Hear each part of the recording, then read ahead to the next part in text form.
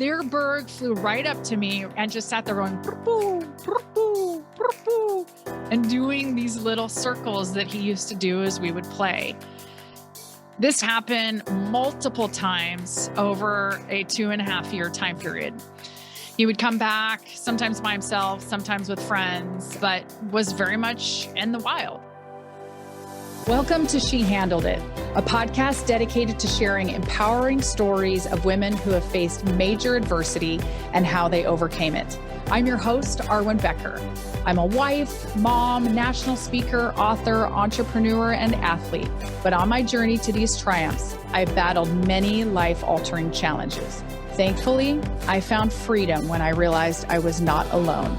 I invite you to join me each week as I explore the inspirational stories of determined women who overcame life's toughest moments. Ultimately, how she handled it, and so can you.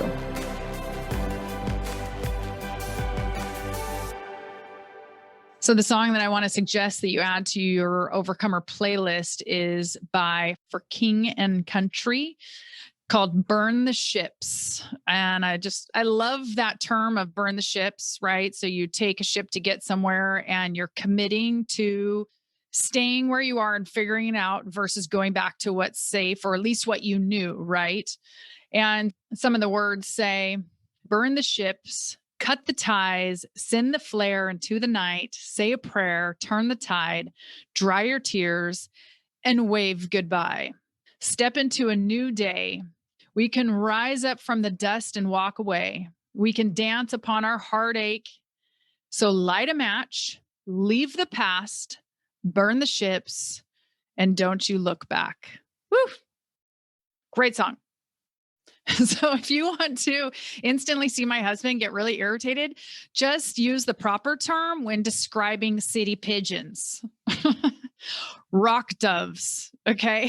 So my background and degree is in zoology, and I ran a wildlife rehabilitation center for a lot of years. And we received a lot of quote unquote pigeons. And pretty much all the time here in Washington state, they were truly rock doves. And so 4 months following my divorce, I was 24 years old. I had to move back in with my parents. I helped them finish their unfinished basement and get back on my feet. I can recall driving this one Sunday morning, and I was heading to church, and I passed under the freeway in order to get on the on-ramp to go to church. And I saw something in the middle of the road, and it was about the size of my fist. Okay. And so it kind of looked like a sock, but like filled with sand. So it wasn't just like totally flat on the pavement. And as I inched my car closer to it, and I was going to take the left turn to get onto the freeway, I realized it was a baby rock dove. And most people probably wouldn't have noticed, but I kind of have eyes for roadkill and maimed and injured animals on the side of the road because I've picked up so many of them over the years. I mean, I've literally found multiple dead opossums that still had live babies clinging to them. Pretty crazy, right? So I looked behind myself real quick in the rearview mirror. Nobody was behind me. I threw my car in park. I jumped out. I scooped up the little rock dove into my hands, climbed back into my car, and I just wrapped him in a little fold of my t-shirt. And then I turned back around, headed back to my parents' house. So fortunately for this little guy, he was already a few weeks old, very healthy, but he was likely pushed off the ledge or kind of fell out of the nest that was on the underside of the freeway, right? So if it were a perfect world, I would have put him back in the nest, but there was no possible way to do that. So, and really one of two things needed to happen. He needed to go to a wildlife rehabilitation center or be raised by me until he could be released. So I chose the latter. And we named him Burg, B-U-R-G. And the reason is because he wasn't that drab gray that so many people think of when they think of pigeons, quote unquote pigeons. But he was actually this beautiful burgundy.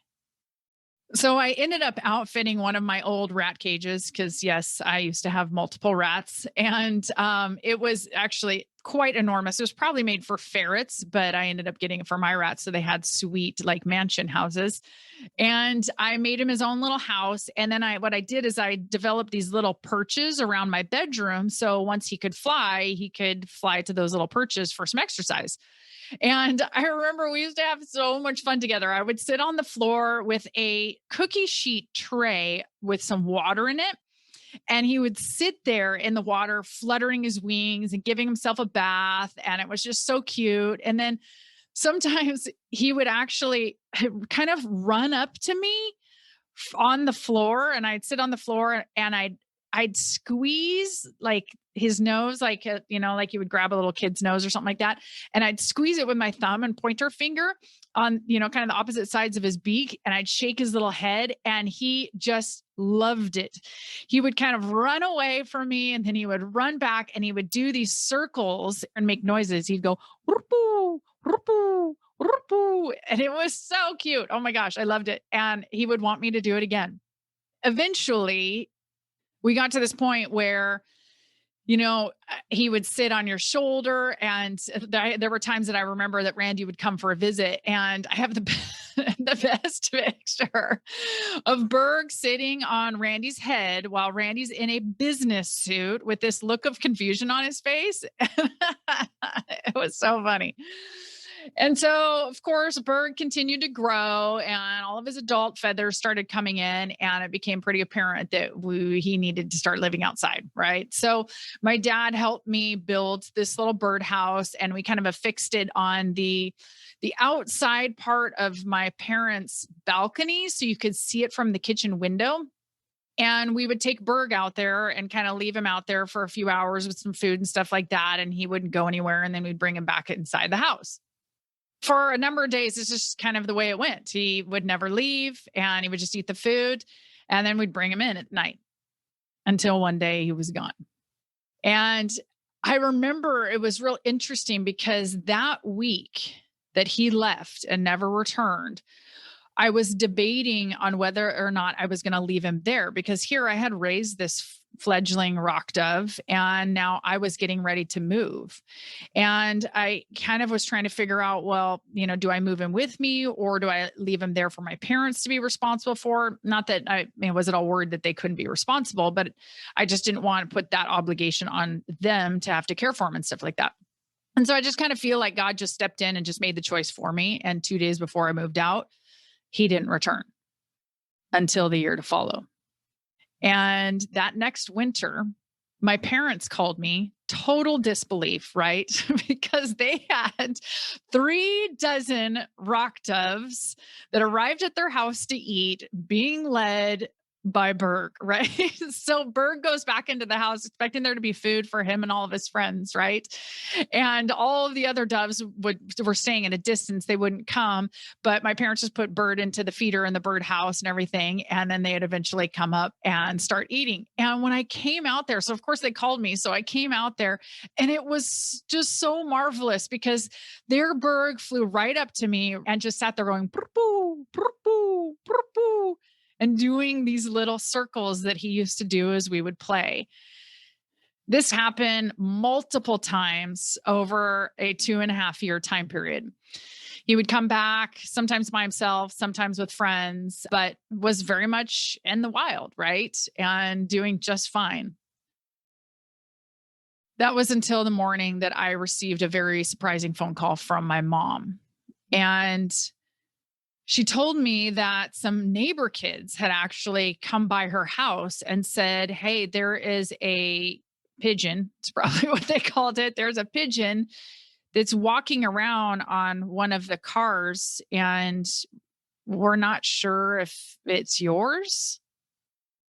And it was so neat to me because they had this memory of the time period in which we were trying to release Burg and get him to go outside and go do things. And literally all he would do is just kind of fly around to different people in the neighborhood and sit on their cars, and he wouldn't do anything else. And so my mom went and looked, and sure enough, it was Burg, and he was really sick. And so when she called, I immediately rushed over to the house and discovered he was totally emaciated, very sick, and he had trichomoniasis, which is a horrible virus that birds get that causes these really nasty white growths. It looks like cottage cheese all around the beak and the nose, and eventually constricts the throat, making it impossible to eat and leading to death. And so I rushed him to the wildlife vet that I'd worked with for all those years, and recall going and picking up the medication and getting some stuff that I could make some food to inject into his crop so he could at least have some nutrients and things of that nature. And I brought Burg back to my new house with my new husband and 8-year-old Morgan. And, I was caring for him, force feeding him, hoping that I had got him soon enough. And I woke up 2 days later to find that he had died in his cage, that the sickness was just too much to be able to save him.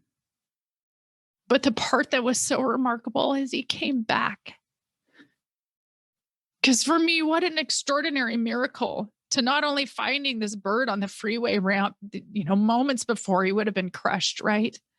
But then 2.5 years later, getting to spend the last couple of days with the baby that I had raised was such a tremendous gift. And the fact that those kids remembered, and that they took the time to come and find my parents and talk to them, it could have gone so differently. And it was just such a beautiful representation of the circle of life.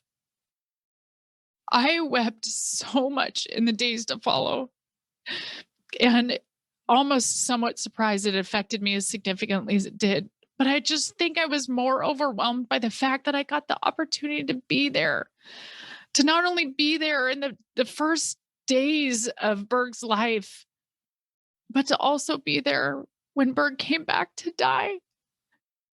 He came back to me. And there was a song that came out during that time. Yes, I'm a little bit sappy. Maybe there's some of you are too, especially when it comes to songs. And it was Collide by Howie Day. And yes, there is a word in it. It was really new song. All I could hear in my mind that the word was dove. Well, it was officially doubt. That was the word. It seems really corny, but it spoke to me in the absolute biggest way. Even the best fall down sometimes. Even the stars refuse to shine. Out of the doubt that fills my mind, I somehow find you and I collide. Don't stop here. I lost my place. I am close behind. I just love that. Two very different worlds collided at that time, and I think that's why it meant so much to me. Yes, it seems really corny. So, few things I took away from that. Believe in miracles, big and small. That's what Burg was to me. Additionally, take care of the small and the helpless. It's amazing what you receive back in your life when you give to someone or something that you think will never repay you, because repayment may come in the form of love everlasting. And finally, given my animal background and degree in zoology, I really feel that God speaks to me through nature. Embrace those areas in your life when you feel most alive and can give yourself to something greater than yourself. Maybe that's serving the homeless, or going on a mission trip, or working in a wildlife or a cat shelter, or building a home for somebody else. You're going to get much more from helping those that can't help themselves than you will ever receive back by serving yourself. Give and it will be given to you. Piece of financial wisdom: keep an emergency 20 or maybe 40 in your wallet or glove box. I always carry that kind of cash with me. And the reason is you never know when you are going to be moved to act and you need a little bit of money. So my emergency 20 has more often been a way to bless people. But there have been times where I desperately needed cash and I had none. And I thank God I had my emergency 20.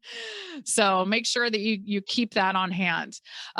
Favorite book is Enemies of Excellence: The 7 Reasons We Sabotage Success. And his first name's Greg. His last name is an Italian name. And so I'm not even going to attempt to try and pronounce it, which is really sad because I took 3/4 of Italian in college and I tried. I just can't do it. And it's really it speaks to how leaders can fail hard. Like, what are the phases that get people to really, really significant failures, and really how to avoid those, or, if you have to, build yourself back up after you have had one of those major, major failures. And favorite quote: I will love the light, for it shows me the way, yet I will endure the darkness because it shows me the stars. Og Mandino. Thanks for spending time with me on the She Handled It podcast. If you enjoyed today's episode, please be sure to subscribe so future interviews are automatically downloaded directly to your device. And if you want access to the show notes, including links to all the resources mentioned, visit lifewitharwen.com/podcast. Thanks again for joining me. Now charge forth, because if she handled it, so can you.